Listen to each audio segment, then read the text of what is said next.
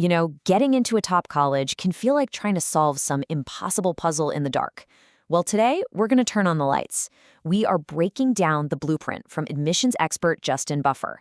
Not the myths, but the real strategies that actually get you in. So let's just start with the big one.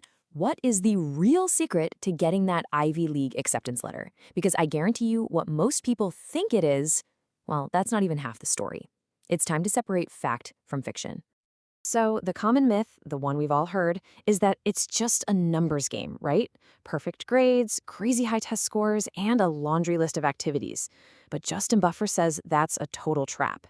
The reality, he says, is all about three things: your verifiable impact, your authentic story, and your verified character. As Buffer puts it himself, yeah, your stats are your ticket to the show. They get you in the door and make them look twice. But they absolutely do not guarantee you a seat. So what does? And that brings us right to the first pillar that goes way beyond the numbers, something Buffer calls the impact imperative. This right here is where the admissions officers really start to separate the great applicants from the ones who are just good.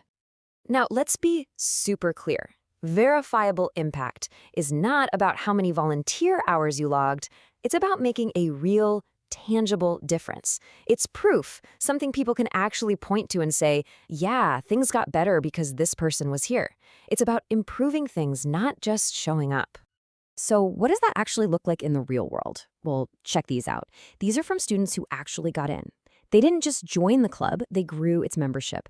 They didn't just volunteer at the nonprofit, they built them a whole new inventory system. They were builders, creators, and problem solvers. And the logic behind all this? It's actually really simple, but it's incredibly powerful. Colleges live by this rule.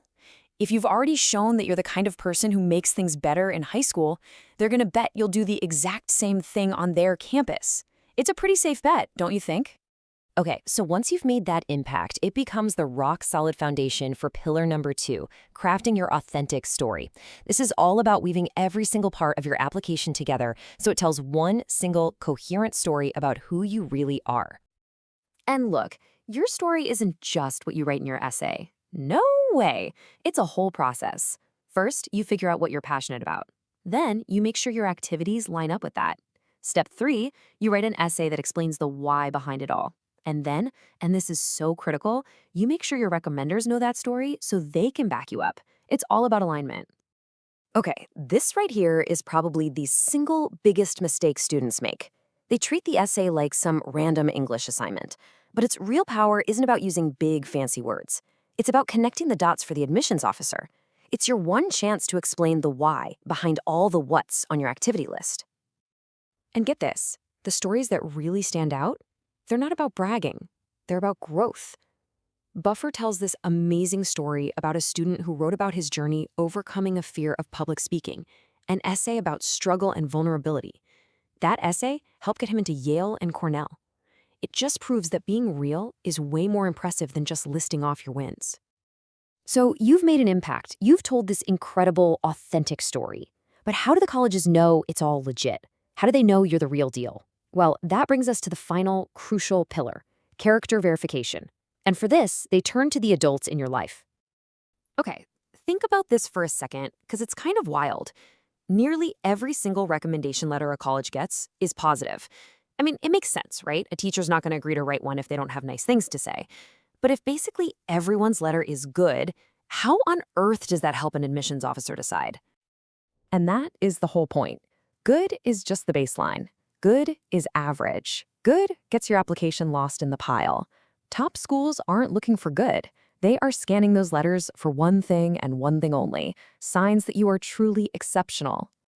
So what's the difference? It's all in the language. A good letter uses those generic, forgettable words: hardworking, competent.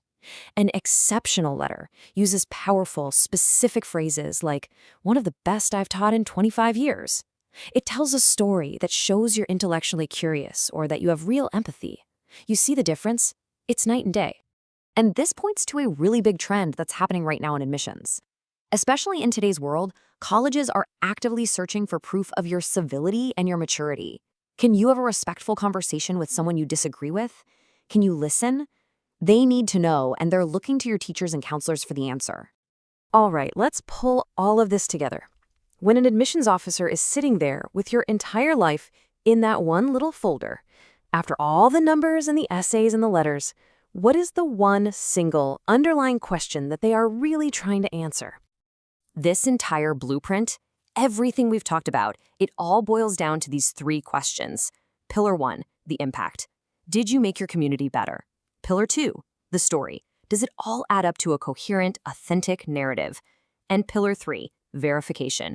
Do trusted adults back it all up and say you are exceptional?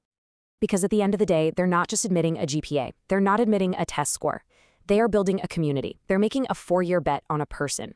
And the real question they are trying to answer is this: what kind of student, what kind of classmate, what kind of person will you be when you step foot on our campus?